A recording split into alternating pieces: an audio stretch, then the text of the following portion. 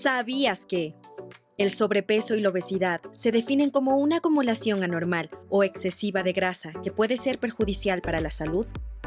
La obesidad es uno de los principales factores de riesgo para numerosas enfermedades crónicas, entre las que se incluyen la diabetes, las enfermedades cardiovasculares, la hipertensión y los accidentes cerebrovasculares, así como varios tipos de cáncer.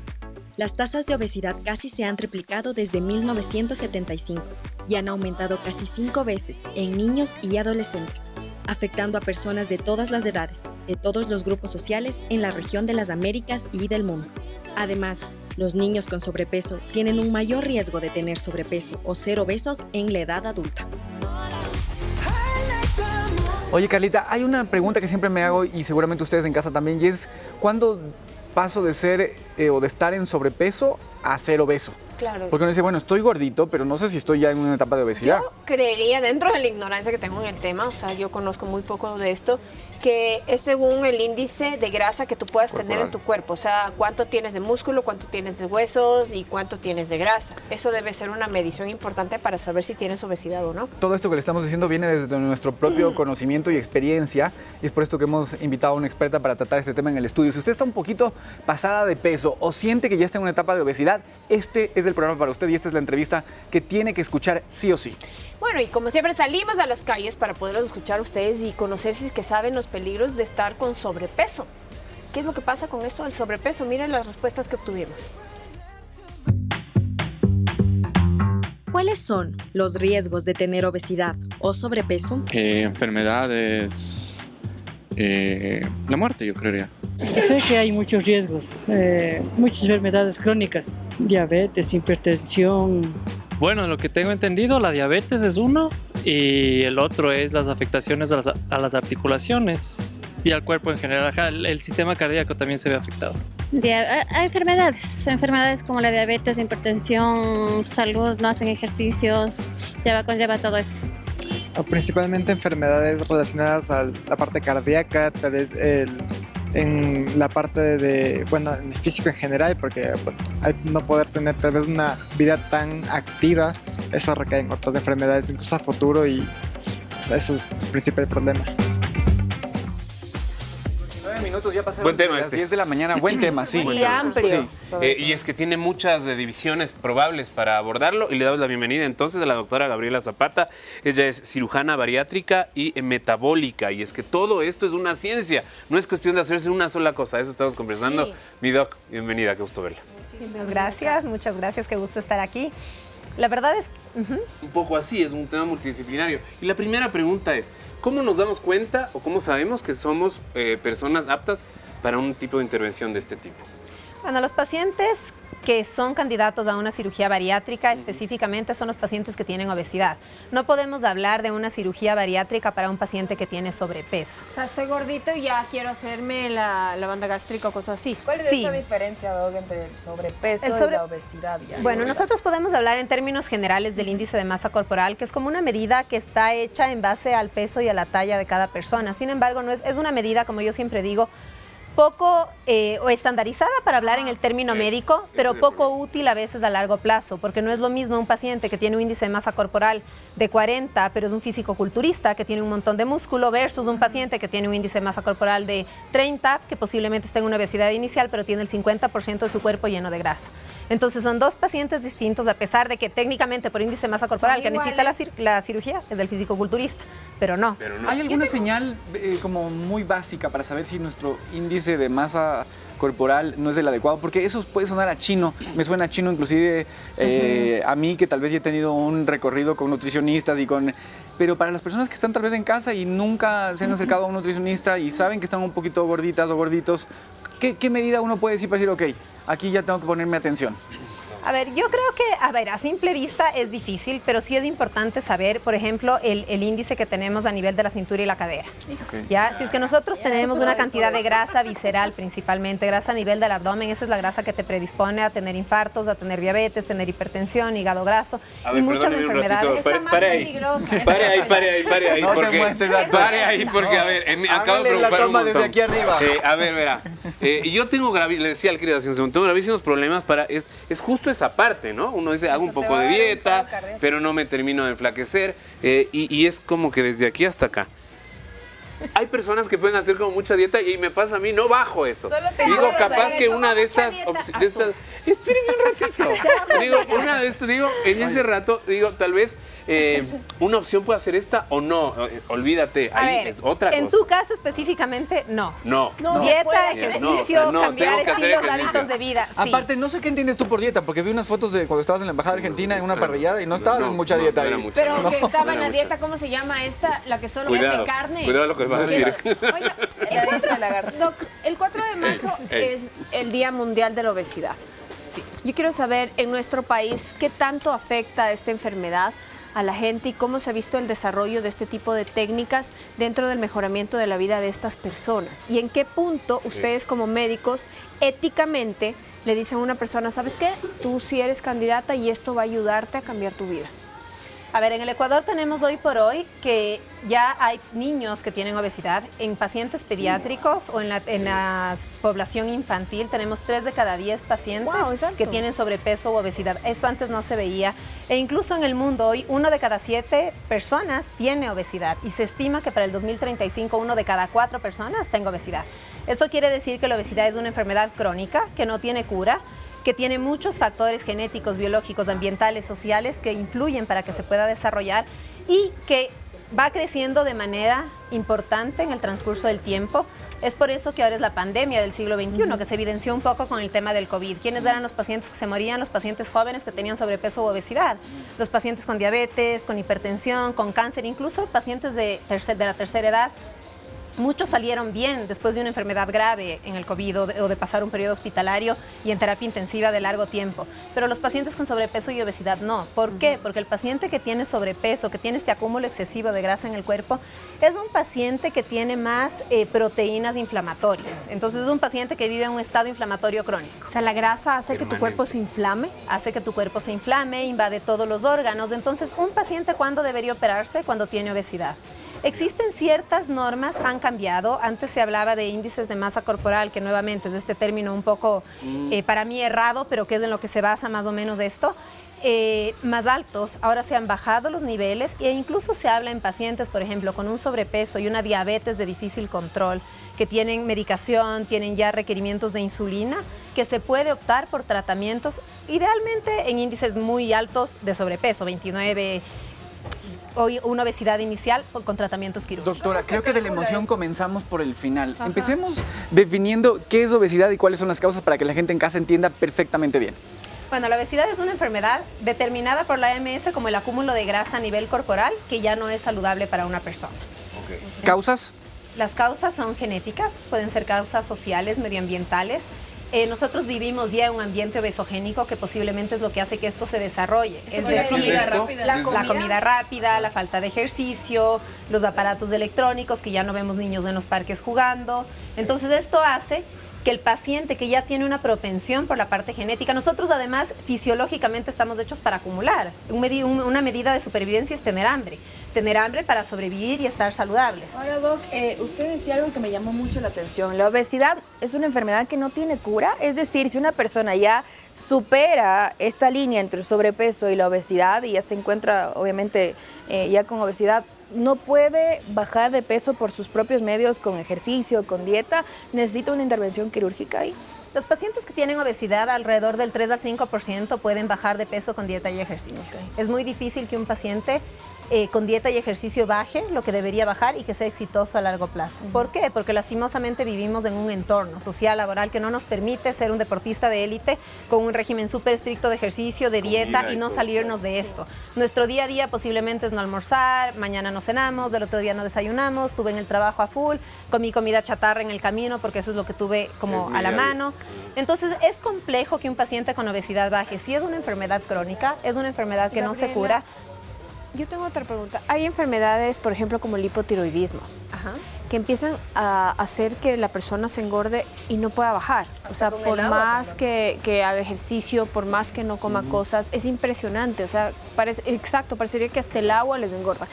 ¿Cuáles son esas enfermedades que pueden llevarte a tener obesidad? ¿Y hay manera de controlarlas? Sí, el hipotiroidismo puede llevarte a tener un aumento de peso, pero no es un causante de obesidad. Ya. El Ok. hipotiroidismo, una vez que está controlado con medicación, no debería el paciente seguir aumentando de peso. Ya no debería tener somnolencia, no debería caérsele el cabello, debería ya regularse toda la parte tiroidea, entonces su función en general debería regularse. Ahora, la obesidad conlleva algunas otras enfermedades. Arranca como obesidad, pero hay muchas otras derivadas a partir de eso. ¿Cuáles son?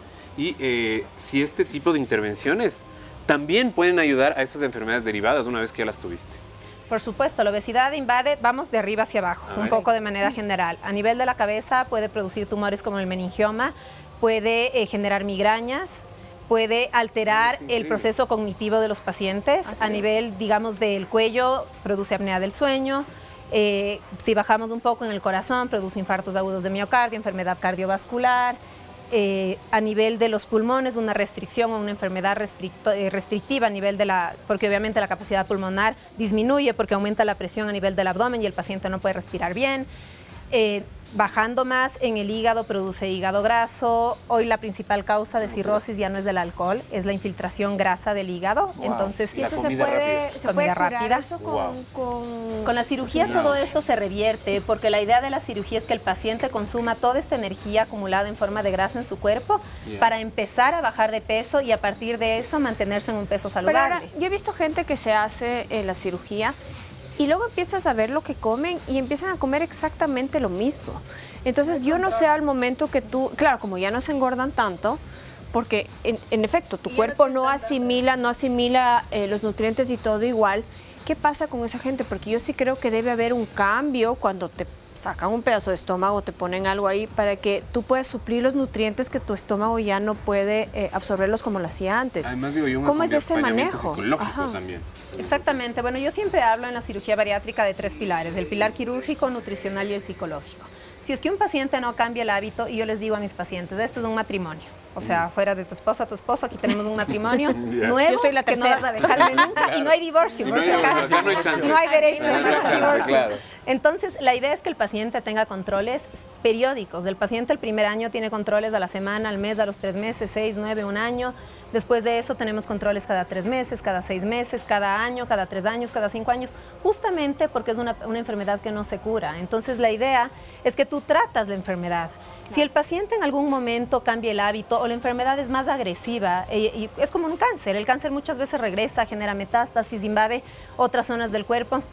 La obesidad es más o menos eso, o sea, para mí es un cáncer. Doctora, voy a hacerle una pregunta y luego vamos con Ani que tiene unas novedades, pero creo que es importante porque uno dice, bueno, soy obeso, pero me parece que hay varios tipos de obesidad, ¿o no? Y esa pregunta le dejo sobre la mesa, ¿ya? Hay rango, señores.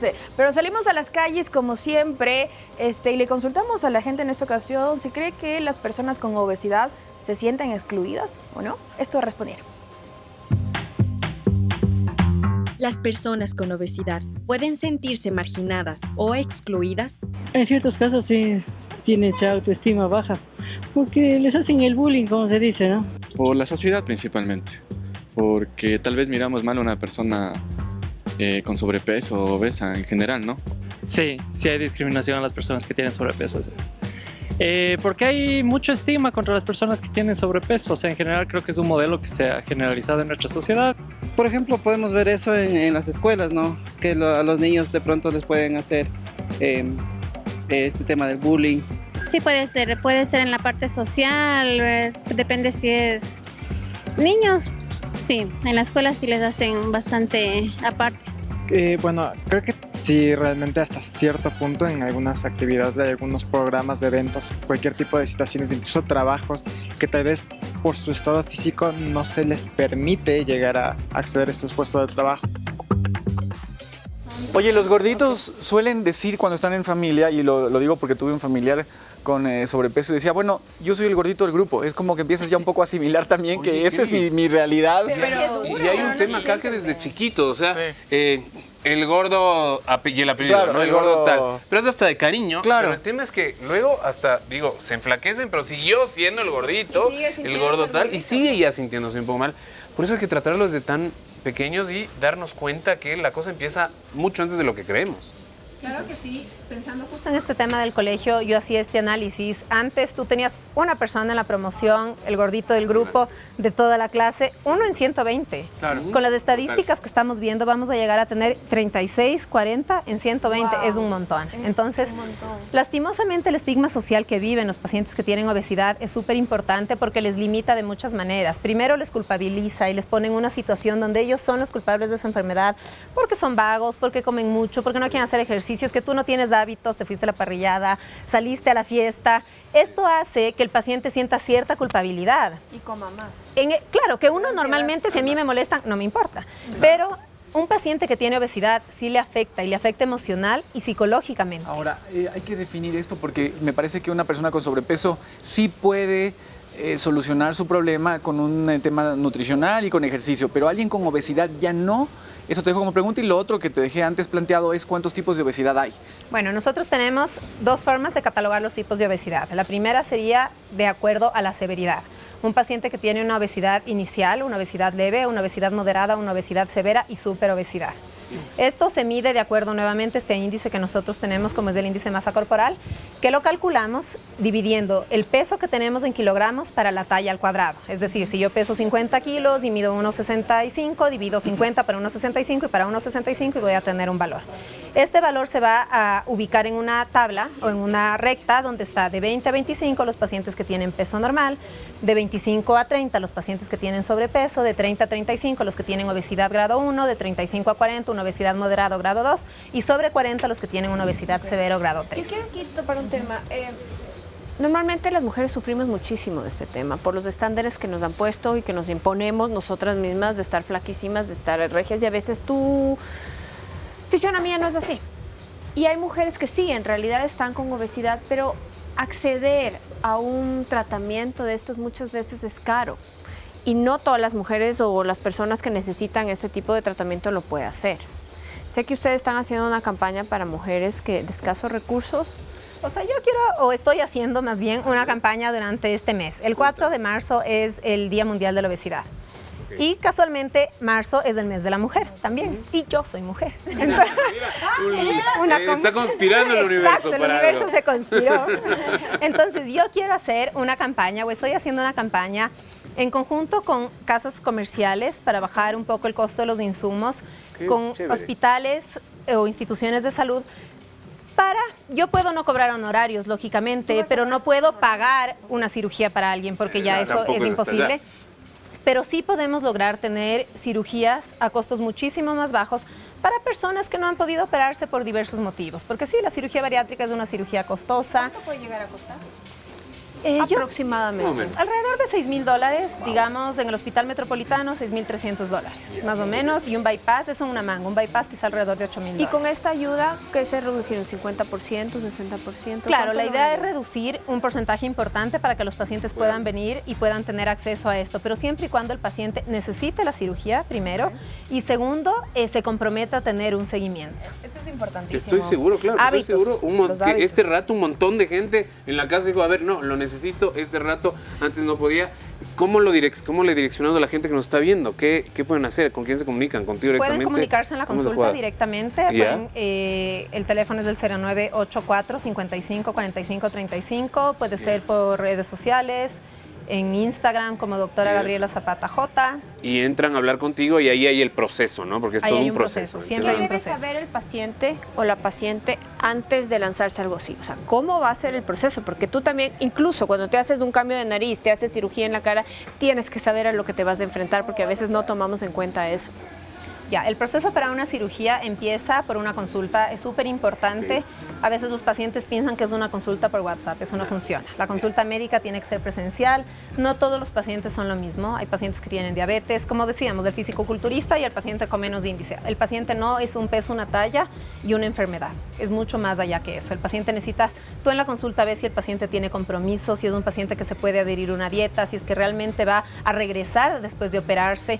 Entonces, primero tenemos una consulta clínica, después de esto hacemos exámenes de laboratorio y hacemos varias consultas con el psicólogo, con la nutricionista, con el médico que le hace un chequeo cardiológico, un chequeo prequirúrgico, exámenes de sangre, un eco de hígado. Doctora, me quedo con algo.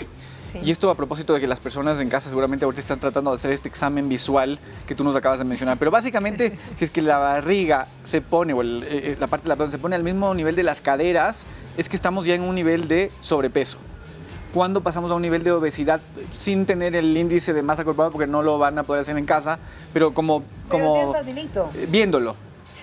No es cierto, yo, por ejemplo, ¿es esto? Imagínate, coge la calculadora en realmente casa. que tiene un exceso. Claro, nosotros Sí. tenemos medidas antropométricas, un poco los pliegues también, Ajá. que esto ya se mide realmente, esto mide la nutricionista, pero yo creo que todo paciente se puede dar cuenta físicamente porque la obesidad no solo es un tema visual de tener más grasa corporal, Te sientes más es un cansado. tema también de actividades de la vida diaria. El paciente que no se puede amarrar los zapatos, que no se puede ver los pies, que el rato de bañarse no puede alcanzar a verse bien el ombligo. Justo esto que nos El acabas de decir paciente es que clave. hace lesiones a nivel de los pliegues Ya sé, que la se le cera. forman en el abdomen y entonces acumula bacterias, hongos y tiene dermatitis, que se les ponen estas áreas como del cuello o a nivel axilar o en los pliegues como más negrito. Esto es ya cuando tienen resistencia a la insulina.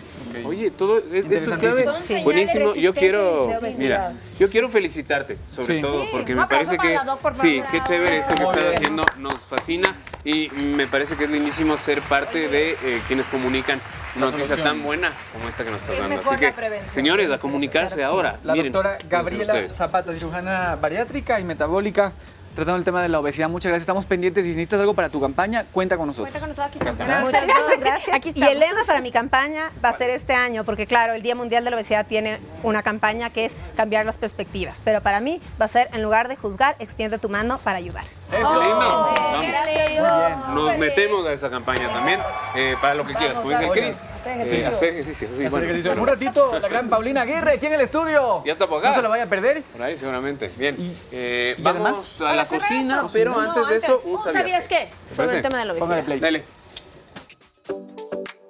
¿Sabías que? El body shaming o sesgo por peso se define como actitudes negativas y creencias sobre los demás por su peso, las cuales mayoritariamente se manifiestan en estereotipos o prejuicios hacia las personas con sobrepeso y obesidad. Cabe recalcar que existen muchas razones por las que algunas personas tienen dificultad para perder peso.